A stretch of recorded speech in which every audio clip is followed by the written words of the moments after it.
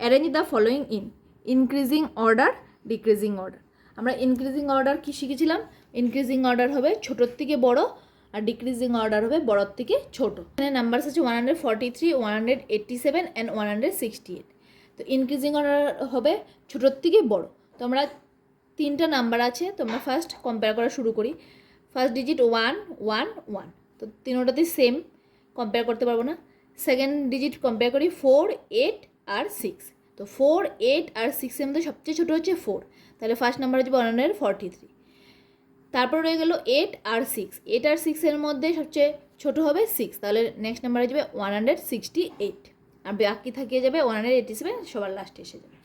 তো increasing order যদি আমরা বের করে নিই তাহলে আমাদের খুব সহজে আমরা ডিক্রিজিং অর্ডারটা বের করে দিতে পারবো। কীভাবে? ডিক্রিজিং অর্ডার হয় বড়োর থেকে ছোটো, তো ইনক্রিজিং অর্ডার যেমন ছোটোর থেকে বড়োতে গেছে, ডিক্রিজিং অর্ডার আসবে বড়োর থেকে ছোটো। তো সেম আমরা এখন পিছন থেকে একটা করে নাম্বার বসিয়ে দিব। ফার্স্ট আসবে 187, তারপর আসবে 168, তারপর আসবে 143। ইনক্রিজিং অর্ডার বের করতে জানলে ডিক্রিজিং অর্ডার অটোমেটিক্যালি বের হয়ে যাবে। তিনটা নাম্বার আছে 116, 160 অ্যান্ড 60। তো এখানে তিনটা ডিজিট, এখানে তিনটা ডিজিট, আর এটাতে দুটো ডিজিট। তাহলে আমরা এই তিনটা নাম্বারের মধ্যে আমরা প্রথমে বুঝতে পেরে গেলাম যেখানে দুটো ডিজিট আছে সেটা সবচেয়ে ছোট হবে। তাহলে বসে গেল ফার্স্টে 60, 116 অ্যান্ড 160, এই দুটো নাম্বারকে কম্পেয়ার করব। তো ফার্স্ট ডিজিট 1, এখানেও 1, তো সেম হয়ে গেল, কম্পেয়ার করতে পারবো না। সেকেন্ড ডিজিট হলো 1 আর 6, 1 আর 6 এর মধ্যে সবচেয়ে ছোটো হচ্ছে 1, তাহলে সেকেন্ড নাম্বার হয়ে যাবে 116, আর বাকিটা থাকলো 160, তাহলে আমরা নেক্সট নাম্বার বসিয়ে দেবো 160।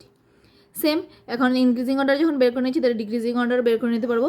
সিরিয়াল ওয়াইজ বসিয়ে দিব পিছন দিক থেকে 160, 116 অ্যান্ড 60।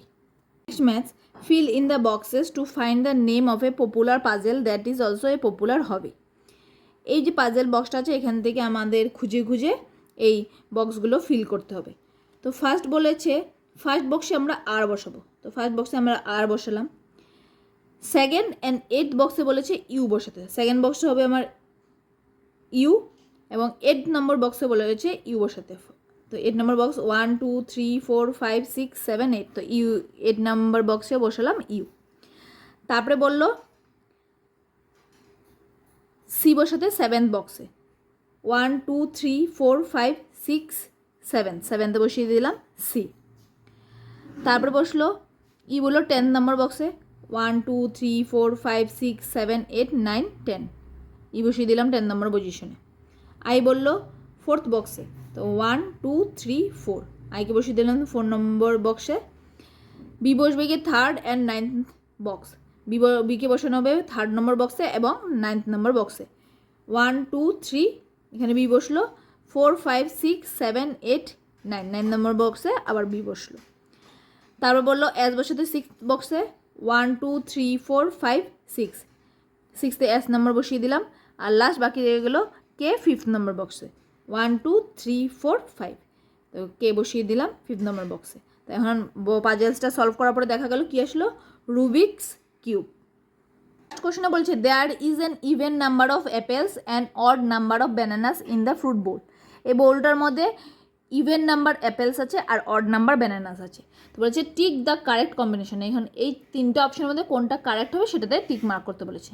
তো বলেছি ইভেন নাম্বার অফ অ্যাপেলস, তো ফার্স্ট অপশনটাতে দেখলাম ইভেন নাম্বার অফ অ্যাপেলস আছে, ঠিক আছে, কিন্তু সেকেন্ডে বলেছে ওরা অড নাম্বার অফ ব্যানানাস, কিন্তু দেখলাম এখানে অড নাম্বার ব্যানানাস নেই, এখানে ইভেন নাম্বার অফ ব্যানানাস আছে, তাহলে এই অপশনটা হবে না।